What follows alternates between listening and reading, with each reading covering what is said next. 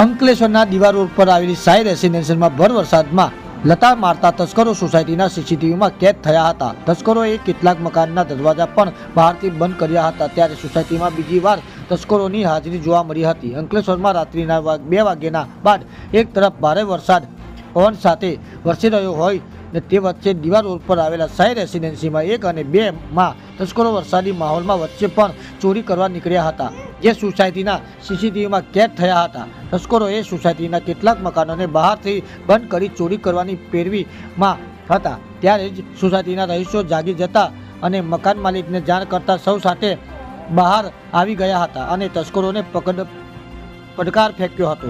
જો કે તસ્કરો પણ સામે ચોરી ઉપર સીના ચોરી જોર કરી હતો, તેમાં સાથે રહીશોને જવાબ આપ્યો હતો, જે બાદ તસ્કરો ત્યાંથી પલાયન થઈ ગયા હતા.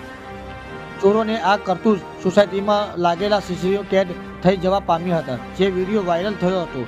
સોસાયટીમાં બીજી વાર તસ્કરો ત્રાટક્યા હતા. ત્યારે વારંવાર ચોરી કરવામાં આવેલા રહેલા તસ્કરોને લઈ સ્થાનિક રહીશો દ્વારા શહેર એ ડિવિઝન પોલીસ દ્વારા પોઈન્ટ બંદોબસ્ત તેમજ નાઇટ પેટ્રોલિંગ કરવામાં આવે એવી માંગ કરી હતી.